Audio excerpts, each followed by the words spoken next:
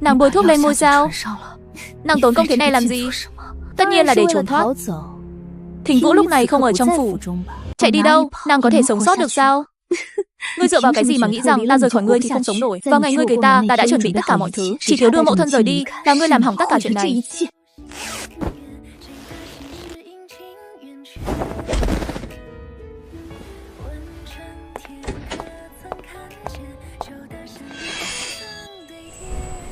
Thiếu phu nhân ra ngoài, các người cũng dám cản sao? Không dám, cung tiễn thiếu phu nhân.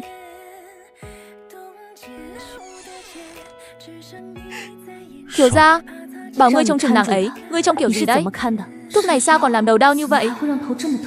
Thiếu phu nhân rõ ràng đã hứa với nô tỳ sẽ không dùng thuốc đó lên người khác. Vậy nàng ấy muốn thuốc mê để làm gì? Để trợ ngủ sao? Thiếu phu nhân đi rồi.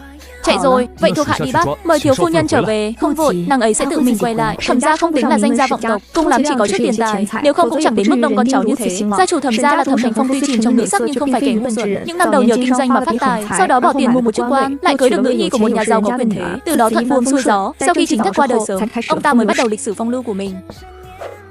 Không biết Tô công tử có chuyện gì quan trọng? Phu nhân nhà ta sáng nay bảo về ngoại một chuyến, kết quả là người đột nhiên biến mất. Không biết Thẩm đại nhân có nhìn thấy người không? Thiếu gia nhà mình sắp bộc lộ toàn diện hành xấu của kẻ tiểu nhân vô liêm sỉ. Nương của nó chỉ có nhan sắc nhưng nhu nhược vô cùng. Nghĩ lại đứa nữ nhi này cũng là kẻ yếu đuối.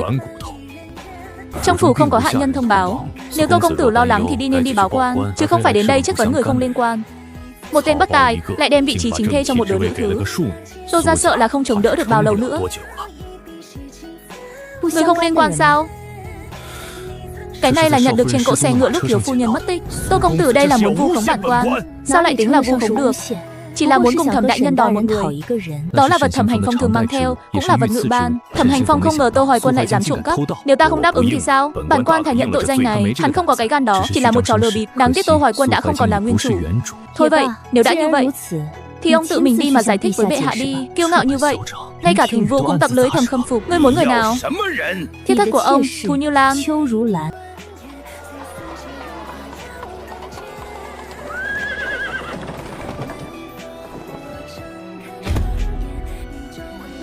Thu phu nhân được an bài ở đây. Thiếu gia dường như cuối cùng cũng chấp nhận ý tốt của đại phu nhân. Tiền đề để khống chế một người là cướp đi thứ người đó quan tâm nhất. Ta nợ nàng chắc, mình còn chưa mở miệng, nàng ấy đã ra sầm mặt cho mình xem, giống như mình đã bỏ thuốc nàng ấy rồi trốn thoát vậy. Xem ra sống cũng không tồi, y phục không phải vải trong phủ, có chút không vừa vặn. Đã đi đâu vậy? Nàng ấy ra ngoài chuyến này, lẽ nào đã đi theo tình tiết mà mình không biết? Sao ngươi không chết đi? Mấy ngày trước, đem hành lý lên xe ngựa đi.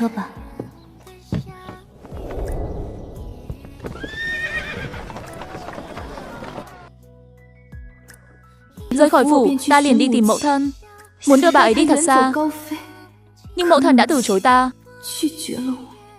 Chỉ cần hạ nhân không ăn bớt chút tiền tiêu, hóa ra bà ấy có thể nuốt mọi đắng cay, cam tâm sống an ổn. Nàng tốt nhất nên nhận rõ tình cảnh của mình. Nếu nàng không muốn mẫu thân nàng chết.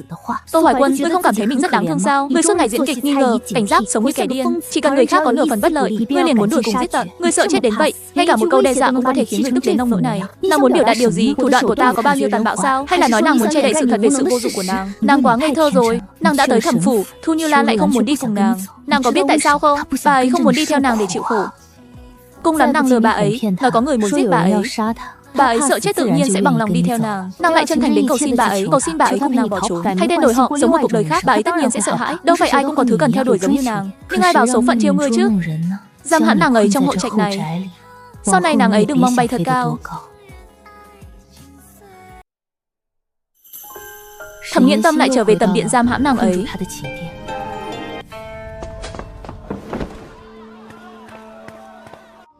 Bên ngoài xảy ra chuyện gì? Sao mà ồn ào vậy? Thiếu phu nhân, nô tỳ cũng không biết. Ngươi có nhìn thấy Tô Hoài Quân không? Đại công tử phát điên rồi, toàn là máu, tim.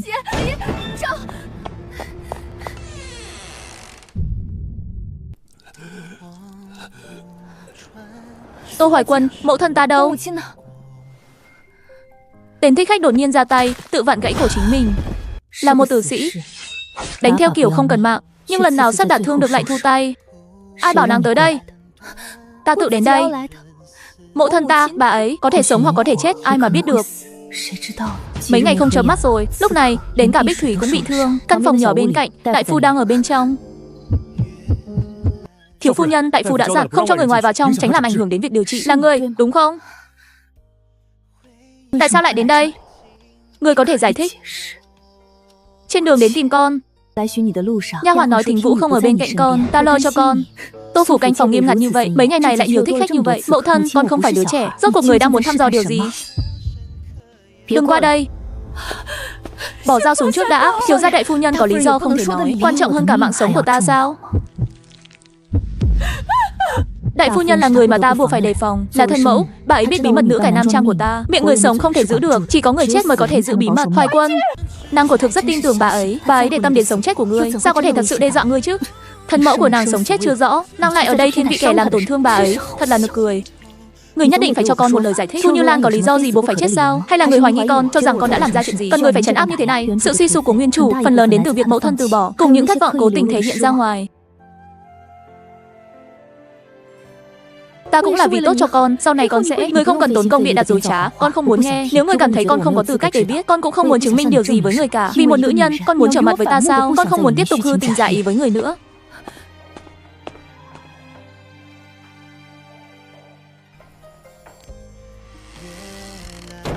Vẫn còn dùng cái thủ đoạn hại địch 1000 hại mình 800 này. Cổ của ngươi quả thật là nhiều tai ương. Nàng không quan tâm đến mẫu thân nàng nữa sao? Bà ấy đang nửa sống nửa chết đấy. Mẫu thân ta có thể được giữ lại ở bên trong, chẳng phải là vì còn cứu được sao? Bằng không mấy ngày này người đâu có bận rộn vô ích. Bà ấy chết rồi sau này ngươi lấy gì mà uy hiếp ta? Vậy thì hãy cẩn thận chút, để ta phát hiện ra, ta sẽ trực tiếp giết chết bà ấy. Tùy ngươi. Vừa rồi ngươi nắm tay ta, có phải là đang hoài nghi trên tay ta có dính độc không? Nhưng với tốc độ phản ứng vừa rồi của ngươi, nếu ta thực sự có dính độc, chẳng phải ngươi đã mất mạng rồi sao? Nàng không thể kiếm được thuốc độc đâu, càng ngày càng cảm thấy nàng ấy khó đối phó. Thuốc mê cũng được, ngươi không sợ ta đánh thuốc mê ngươi rồi giết ngươi sao? Ngươi xem, không khí dâng đến tận tay này. Nàng chắc chứ? Lúc trước khi nàng đánh mất ta, tại sao lại không ra tay? Ngươi nghĩ ai cũng ác độc như ngươi sao? Dáng vẻ không phát điên của hắn ta đúng là khá đẹp. Nếu là nữ tử, vừa rồi định làm gì vậy? Đang lau vết thương cho ngươi. Chăm sóc người bệnh mà chỉ chừa ra chút chỗ này thôi sao? Nhích từng phân từng tấc, thắng lợi ở ngay trước mắt. Ta cũng muốn đưa ngươi về thư phòng, nhưng nha hoàn của đại phu nhân đã đưa ngươi tới đây. Ta đâu thể. Đây là phòng ngủ của ta, chẳng phải ngươi muốn đặt ta ngay dưới tầm mắt sao? Nói chuyện với Thẩm Nghiễn Tâm thật tổn thọ. Ngươi có muốn ngủ thêm chút nữa không? Nàng đã làm chuyện gì thẹn với lòng rồi? Mẫu thân nói cảm ơn ngươi vì đã cứu bà ấy. Đã lâu như vậy rồi mà vẫn không biết bản thân đang bị giam lỏng, thật là ngu ngốc. Có thời gian thì để mẫu thân nàng đi khám đại phu. Bà ấy không có bệnh, chỉ là trước đây bà ấy vốn đã sống như vậy rồi. Thu Như Lan dung mạo rất xinh đẹp, các thê thiếp khác cảm thấy bà ấy chướng mắt. Sau khi Thẩm Hành Phong có mời nơi cũ, những thê thiếp kia hễ nhìn thấy bà ấy là không có sắc mặt tốt. Thu Như Lan lại nhu nhược, lâu dần không dám bước chân ra khỏi viện nữa, cho nên bà ấy mới cảm thấy không có gì khác biệt, đều là bị nhốt lại. Thẩm Nghiễn Tâm, đây chính là bệnh, không nên nói nhiều. Chuyện của Thẩm Yến Tâm thì liên quan gì đến ta? Vậy nên uống thuốc gì? Là chứng hoang tưởng sao? Bà ấy đã bắt đầu phát điên rồi. Dùng bệnh của Thu Như Lan để trói buộc nàng ấy.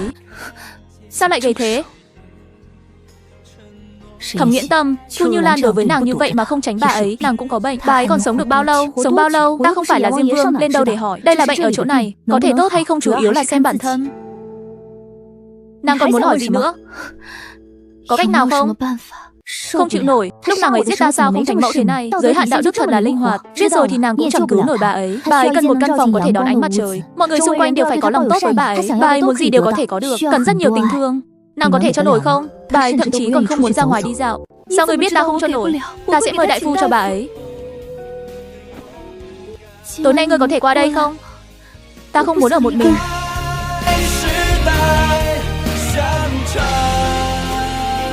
Đêm khuya, Thẩm Yến Tâm vẫn đợi đến khi Tô Hoài Cầm trở về phòng ngủ.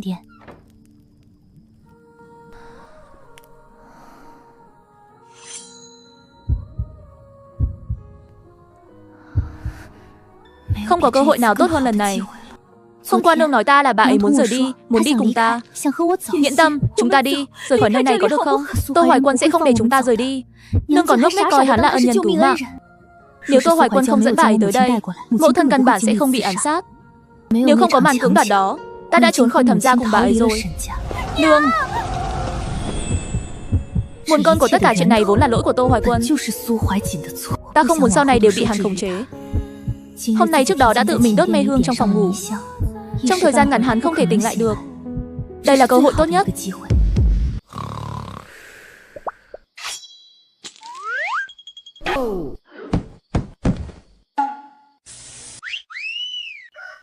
Sáng hôm sau, Tô Hoài Quân bị giật mình tỉnh dậy, mơ một giấc mơ không rõ đầu đuôi, không nhớ được hình ảnh trong mơ. Ở cổ truyền đến một cảm giác đau nhói dị thường, hình như có gì đó không ổn. Ngươi tỉnh rồi à? Ta vừa thay thuốc cho ngươi, ngươi muốn dùng bữa không? Nàng đang dùng cái gì? Không cần nàng phải làm những việc này. Ta không có. Vậy là ta nhìn lầm. Thẩm Nghiễn Tâm cũng biết mình biểu hiện quá mức rồi, nhưng nàng ấy không có cách nào để bớt căng thẳng. Nếu như lúc này hắn tháo băng ra, liền sẽ tìm thấy trên vết thương cũ còn có một vết thương không sâu lắm. Ta có thể đi thăm mẫu thân ta không? Thẩm Nghiễn Tâm lại biết tỏ ra yêu thế sao? Lại đang có chủ ý gì vậy? Bà ấy có đáng không? Mấy ngày trước ta canh giữ Thu Nhu Lan không rời nửa bước. Nữ nhân đó yếu đuối làm ta khó chịu. Thu Nhu Lan không sống được bao lâu nữa, sẽ sớm chuyển đến tai đại phu nhân thôi. Một người sát chết, đại phu nhân sẽ không tốn sức đối phó. Muốn đi thì đi. Nếu một người chết vì tai nạn, cũng phải cho Thẩm gia một lời giải thích. Một nữ nhân điên không đáng giá như vậy.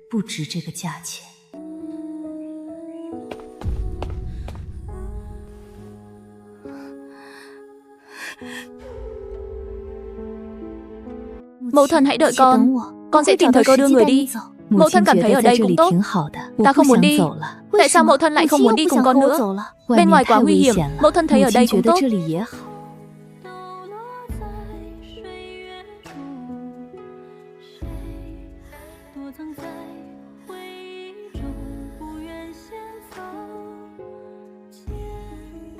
Đoàn tụ với mẫu thân nàng xong rồi à? Không suy nghĩ việc cầu xin ta thả mẫu thân nàng ra sao? Một ngày nào đó tâm trạng ta không tốt, bà ấy thật sự sẽ chết đấy. Ngươi không phải muốn bắt bà ấy làm con tin sao? Lòng người dễ đổi thay. Ta có thể làm việc cho ngươi. Chỉ cần ngươi để mẫu thân ta sống, ta sẽ làm bất cứ điều gì ngươi định làm.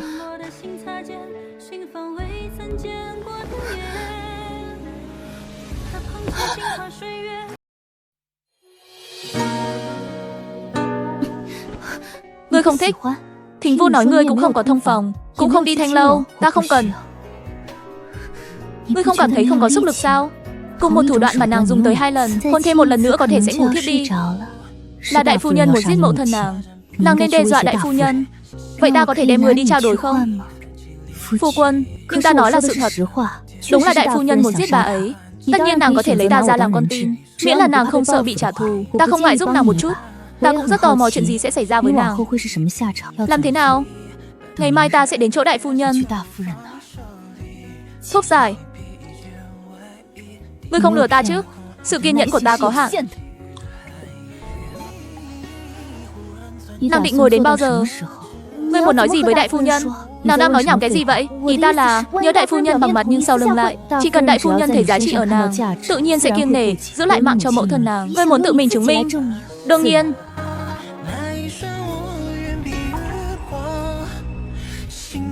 Ngày thứ 2, từ sau lần tranh cãi trước, đại phu nhân không còn gặp lại Tô Hoài Quân, tất cả đều dùng thư để nói chuyện.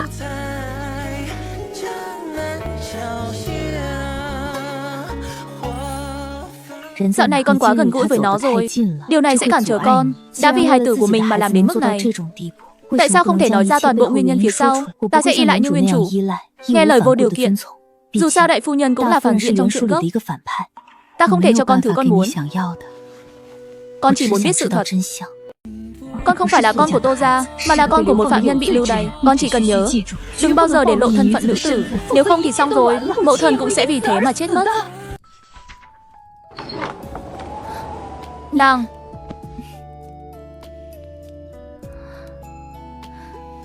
để ta thay thuốc cho ngươi. Ai biết nàng ấy là bôi thuốc hay là muốn mượn cơ hội bóc của ta. Hoàn Nhi bưng chậu nước ấm qua đây, nhân tiện mang thuốc đến đây. Vâng, thưa thiếu phu nhân.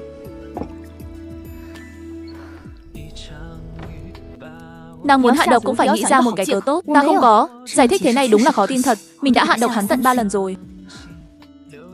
Vậy là được rồi chứ. Nàng có việc cần ta giúp. Hôm nay là Tết Nguyên Tiêu, ta muốn ra ngoài cầu phúc cho mẫu thân. Sau này ta sẽ thành thật ở lại đây, không đi đâu cả. Vọng tưởng.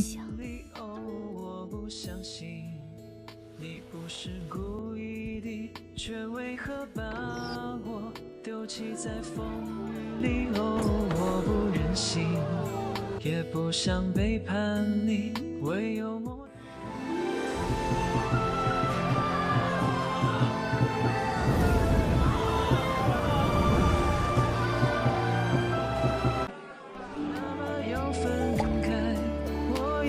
không gian nàng vẫn còn tin mấy cái này. Ngươi không có ai muốn cầu nguyện sao? Tất cả đều là lừa gạt trẻ con.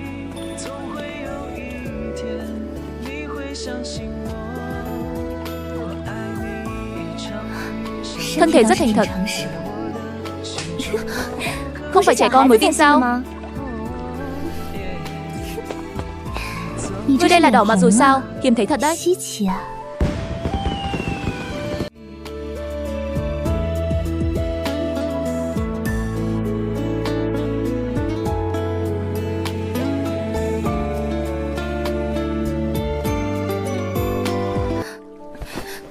Có đi không?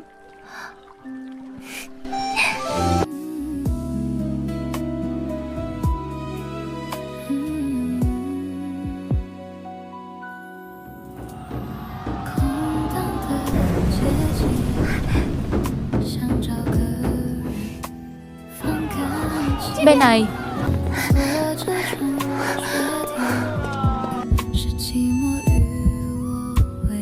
Đèn này khá đẹp. Con thỏ này ngơ ngơ ngác ngác. Có vài phần giống nàng đấy. Nàng tự chơi đi, ta có việc. Cô nương, cái này không cần nữa sao? Không thích.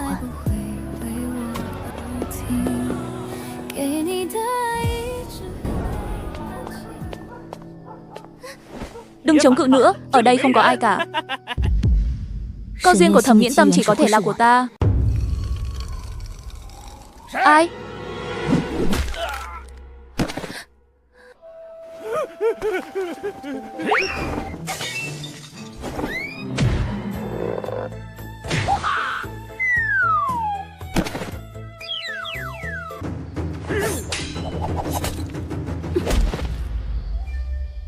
Cút.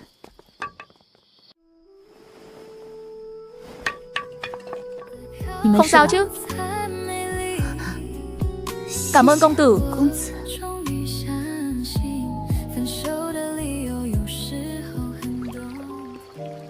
Làm đến đâu rồi? Bố trí đã hoàn thành rồi, nhưng ngày mai mới biết. Cái đuôi bám khá sát. Nếu không phải muội nói những lời này với tỷ còn tưởng muội yêu hắn ta rồi. 10 năm trước, sau khi chúng ta bắt buộc phải chia rẽ, tỷ đã lưu lạc tới rất nhiều nơi, cuối cùng bị đại phu nhân mua về, làm tai mắt cho bà ấy, đặc biệt thay bà ấy trong đám quan lại quý tộc. Thuở nhỏ chúng ta thân thiết như vậy, không ngờ mấy năm nay tỷ lại trải qua nhiều như vậy. Lúc đó muội giống như muội ruột của ta vậy. Cha nương ta đã chết đói trong trận mất mùa năm đó. Nếu không phải lúc đó muội giúp đỡ tỷ, em rằng ta cũng đã sớm không còn nữa. Đều đã qua rồi. Không cần phải nói vậy. Tối nay đại phu nhân bảo tỷ đến tiếp cận muội là vì lý do gì? Còn vì gì nữa chứ? Chẳng qua là muốn sau này bố trí người bên cạnh muội, theo dõi muội mọi lúc. Muội cảm thấy mối quan hệ giữa hai mẫu tử họ rất kỳ lạ. Sao lại nói vậy? Họ hình như luôn thăm dò lẫn nhau, muốn tìm một đáp án nào đó. Ngày hôm sau khi mẫu thân của Thẩm Nghiễn Tâm bị ám sát, đại phu nhân đã nàng ấy đến thư phòng. Đứa con đó của ta, đủ lông đủ cánh rồi, tâm tư cũng nổi loạn rồi. Ngươi nói xem có đúng không, Nghiễn Tâm? Đại phu nhân nếu có sai bảo gì, cứ việc nói. Không cần ngươi làm gì khác, chỉ cần để mắt đến nó cho ta. Bất cứ khi nào nó có hành động gì bất thường, ngươi phải báo ngay lập tức. Nếu ta không đồng ý thì sao? Ngươi nhớ cho kỹ, người làm chủ cái nhà này là ta. Ai muốn bảo vệ các ngươi cũng phải xem ta có đồng ý hay không. Thì hiểu được bao nhiêu về hai mẫu tử họ. Không biết, đại phu nhân chưa bao giờ để tỷ đi theo bên cạnh hắn. Đại phu nhân chắc là sau đại hôn nhân, khi đánh gãy chân hạ nhân thì nhận thấy điểm bất thường. Nếu không thì tối hôm đó bà ấy đã chẳng chạy đến tìm mình thăm dò. Ta còn nhớ hắn mỗi khi trời mưa sẽ bị bệnh không. Chính vì biết trận mưa đó là sự thăm dò của đại phu nhân, nên sau khi đón mẫu thân của Thẩm Nghiễn Tâm về, nghe theo sự sắp xếp của đại phu nhân, đặt bà ấy ở Tây Viện. À, nhưng đại phu nhân vẫn ra tay. Lần ra tay đó ngầm thử thách kẻ mượn xác thay hồn như mình. Có nghe lời bà ấy không? Nhưng đại phu nhân không ngờ tới, ta lại dùng chính bản thân làm quân bài đánh cược. Đại phu nhân của Nhiên đã sốt ruột. Cái gọi là con gái của tội thần chỉ là đại phu nhân biện ra lời nói dối bịt miệng ta thôi. Trong sách nói đại phu nhân rất quan tâm đến nguyên chủ, có lẽ không phải thật sự yêu thương. Thứ bà ấy coi trọng chỉ là giá trị sử dụng của cái thân xác này, cho nên thân thế của nguyên chủ có điều kỳ lạ. Tiểu Liên, tỷ đi trước đi.